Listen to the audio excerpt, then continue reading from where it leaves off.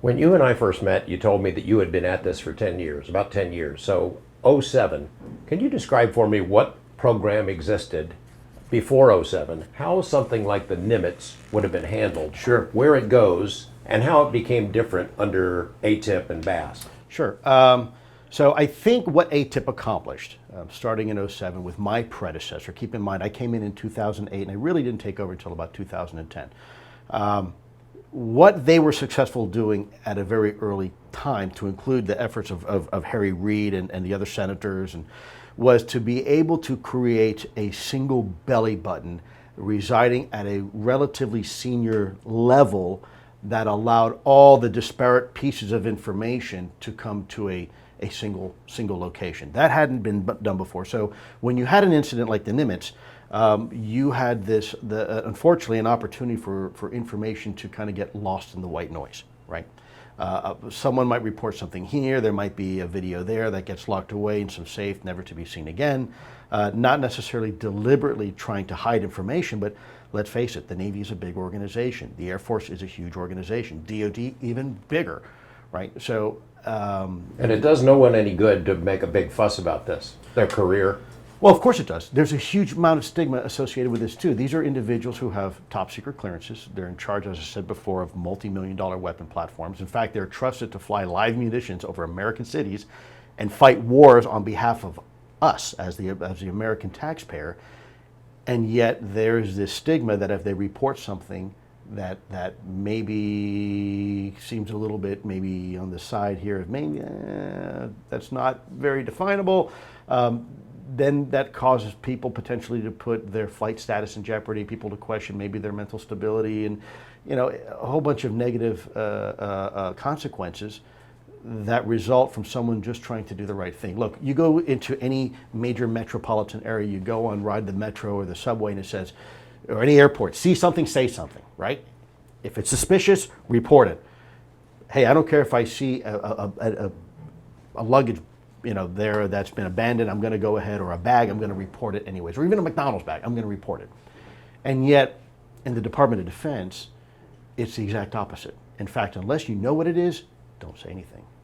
Keep quiet, because it could impact you negatively. And we have seen before, time and time again, there is this undercurrent that when someone does report something, there is this immediate reaction to try to discredit the individuals.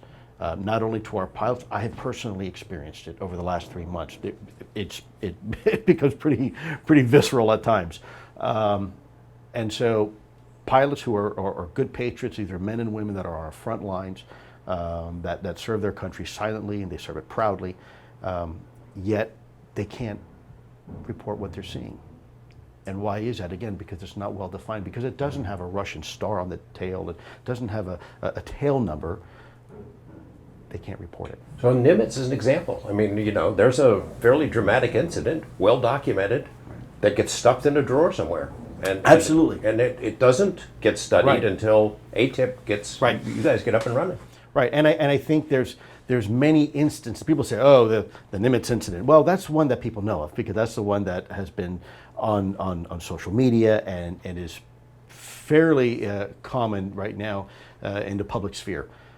But there are many, many Nimitz incidences that are equally compelling, that are told from the eyes of individuals just like Commander Dave Fravor, folks that are true patriots, Top Gun graduates, folks that are trained observers, millions of dollars invested to teach these pilots how to observe things in the air. These folks are the best of the best. I mean, Dave Fravor was the commander of the Black Aces. It doesn't get better than that.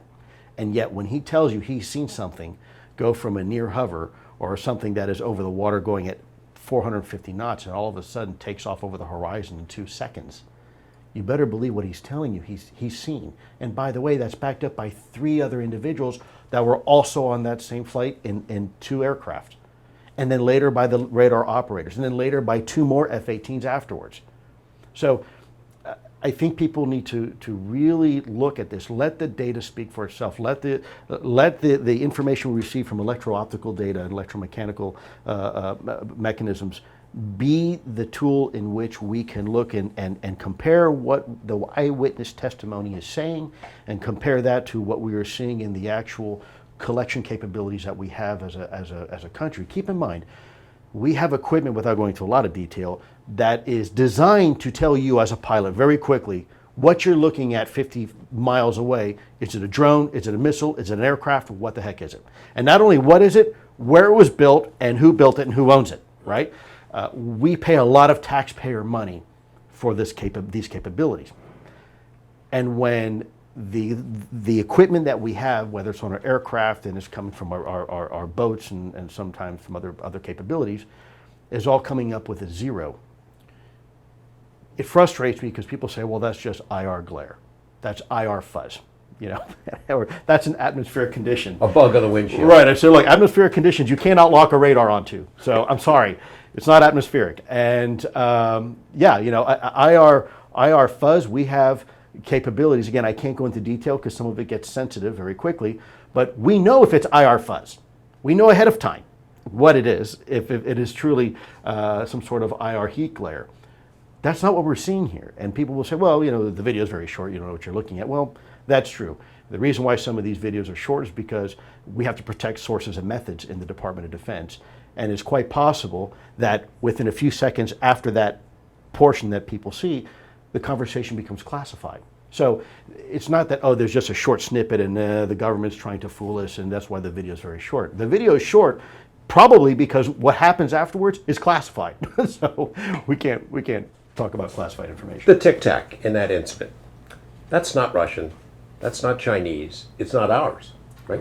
It's somebody else's. Right. It's from somewhere else. I think even more compelling.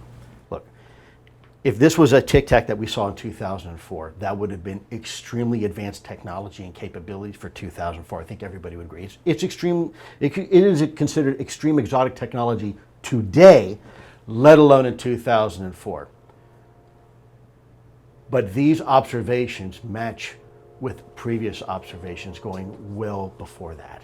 So if a country like Russia or China had this capability back then and has managed to keep it secret all this time, then you know, my hat's off to them. But I think those technologies we would have seen manifested in other things that are probably more useful than a simple drone flying over, you know, the coast of San Diego. They probably would have used it for something a little bit more strategically important. If we had that technology then or now, I mean, it would give us mastery, even more mastery of the skies against adversaries than we have already. Absolutely. And there's things, there's utility in that goes beyond reconnaissance, okay? If you truly had the ability to take something from point A to point B that quickly, then you probably wouldn't just simply waste that capability on something that allows you to collect information on a exercise somewhere out in the South China Sea. You're going to use that capability when you really, really, really need it. And you're not going to risk exposing that capability to the world just because you want to do a test drive and see what the Nimitz is doing off the coast of California.